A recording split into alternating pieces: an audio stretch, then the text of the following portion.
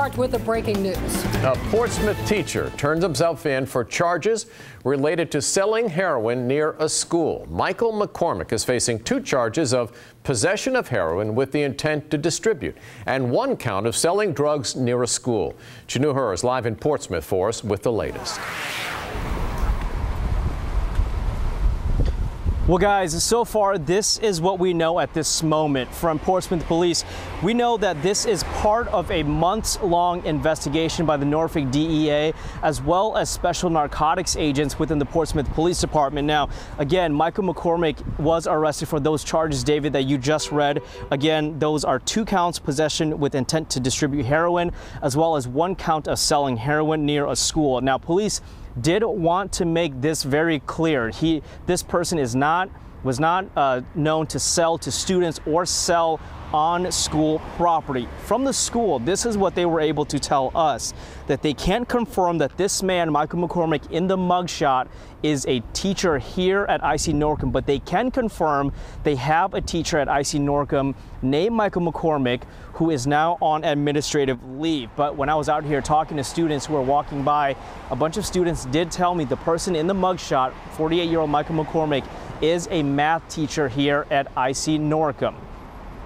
Also on the IC Norcom website, there is a teacher listed named Michael McCormick, but we'll continue to follow this and we'll bring you more on 13 News Now. Live in Portsmouth, Chanu, 13 News Now.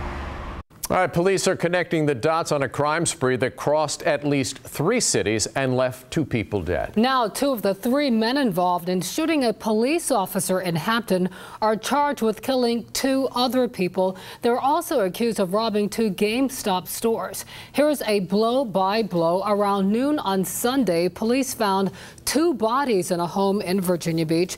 They think James Gregory and Leonard Morrison are responsible for those deaths. Then Monday morning, police think the same 2 men, along with Alan Ralph, robbed a GameStop in Chesapeake around 10 o'clock. Later that day, at 2 o'clock in the afternoon, they allegedly hit another GameStop, this time in Hampton. That robbery ended with a police officer and Leonard Morrison shot after Morrison allegedly got control of that officer's gun. Now, people who know the suspected killer say they aren't surprised to hear about these charges. Jacqueline Lee spoke with one of their roommates who says she experienced violent behavior in the past. Now she says she's scared for her son's life. That roommate tells me she was living with James Gregory for 2 weeks leading up to that crime spree. And now she tells me she's worried someone is coming after her next. He told me he was homeless. He couldn't go back to his mom's house. And that begins the story of how James Gregory came to live under Tamisha Brown's roof. She didn't want to show her face, but said Gregory used to have addiction problems. He was trying to get back where he needed to be. But she said the trouble began whenever he brought his friend over, Leonard Morrison. Y'all got a different vibe and different gestures, or y'all screaming and yelling. Brown said Gregory failed to pay rent, so she kicked him out. Then early Monday morning, she said he kicked in her front door and Morrison pulled out a gun, a day after police say they killed 2 men in Virginia Beach. But she had no idea. He pulled out a gun on my sister and he said while I was on the phone with the police, I'm not scared of them. Tell them to come on. The mom still didn't know she was face to face with 2 suspected killers. The 2 men then ran off.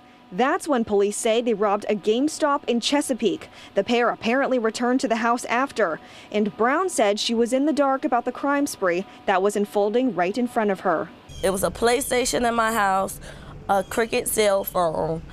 I don't know if they got that from stealing or whatever, but they did put $500 in my hand. Confused, Brown says the pair took off again. This time, they were headed to Hampton, where police say they tried to rob another GameStop, but it eventually resulted in an officer-involved shooting.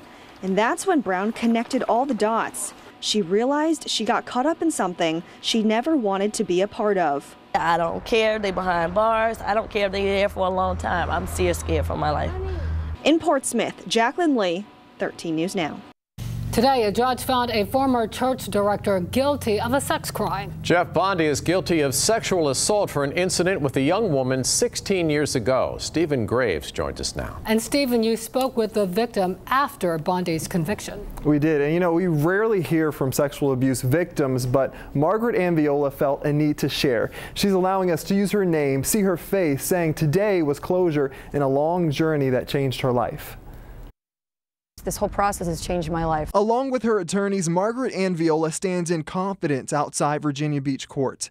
This just moments after breaking down and weeping out of joy with family in a standing room only courtroom. It's been hard for everybody. You know, the community was betrayed and my family suffered a lot. Her abuser, Jeffrey Bondi, hung his head as a judge convicted him of a felony sex crime. It was 15 years ago. Viola, at just 18 years old, was assaulted by her mentor, a youth leader at Galilee Church. It happened at his Virginia Beach home while she babysat his kids and his wife was away. Now in her 30s, Viola says the incident caused an emotional downward spiral. She says she temporarily left college and received years of counseling.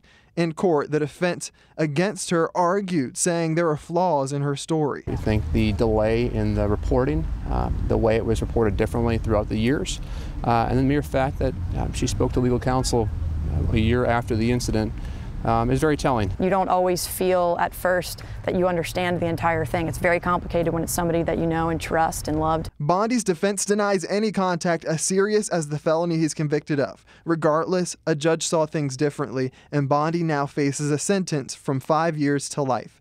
His attorneys argue their client's defamed name and reputation is enough, but Viola just has one hope. The best I can hope for is that he's prevented from working with youth and coming in contact with kids in any way, shape, or form. Now, Viola now lives in California, where she does stand-up comedy. She'll come back to Virginia Beach in October. That's when Bondi faces a judge for sentencing. Right now, he remains out on bond. Reporting, I'm Stephen Graves, 13 News Now. Happening right now, NCIS Norfolk needs your help finding a missing sailor. Here's a look at Gage Brady's missing poster. No one has seen him since June 11th. We're told he has 2 tattoos on his right arm. Someone found Brady's phone outside a convenience store in Ocean View. Investigators say someone used his debit card in Kentucky and Missouri. He was last seen driving his blue 2011 Chevy Impala. A town icon is gone in Williamsburg, but he's leaving a legacy behind. Tom Power died this week. Power and his wife owned the cheese shop in Fat Canary in Merchant Square. Tom died in an unfortunate swimming accident. Their children shared the devastating news on social media yesterday, and the outpouring of love and support has been nonstop. Community members say Tom Power meant a lot to the community. He was a true Virginia gentleman, and there aren't many left anymore like him. He's contributed a lot to make this community what it is, and he shall be missed by a lot of people. Tom and Mary Ellen started the business in 1971. Their children, Kathy, Mary Ellen, and Tom Power Jr., continue to work the business started by their parents. Fix for tunnel traffic is in the works. Hampton Roads is one step closer